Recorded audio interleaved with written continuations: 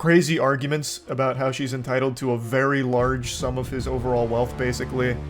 Even going as far as to, like, take some of his possessions, move into a previous home of his, take pictures of him while he's sleeping with her hand on him in order to try and, like, muddy the waters of their relationship and shit. It's crazy stuff.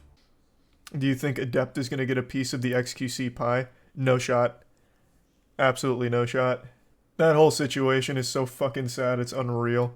I wouldn't be surprised, though, if she did make some kind of statement about it, like how she helped facilitate the deal or something. I don't know, it's crazy. The things that she's been saying and doing are outrageous. What happened? I wouldn't even know where to begin with that whole situation, man. It's absolutely unhinged. Do you have a video on it?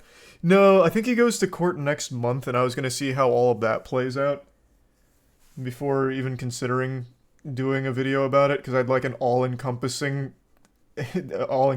piece of content around it, as opposed to a developing one. But yeah, that is brutal. Can you give us the spark notes on it real quick? In a nutshell, XQC and his ex had a big falling out. The relationship wasn't great. They broke up. His ex then tried to make some crazy arguments about how she's entitled to a very large sum of his overall wealth, basically. Even going as far as to, like, take some of his possessions, move into a previous home of his, take pictures of him while he's sleeping with her hand on him in order to try and, like, muddy the waters of their relationship and shit. It's crazy stuff. It's crazy stuff. Not a lot of big people talk about this situation. I saw a few people say that on Twitter, but I've seen Asman talk about it. I've seen Hassan talk about it. Like, I've seen quite a few people go over it. I don't know why people say that.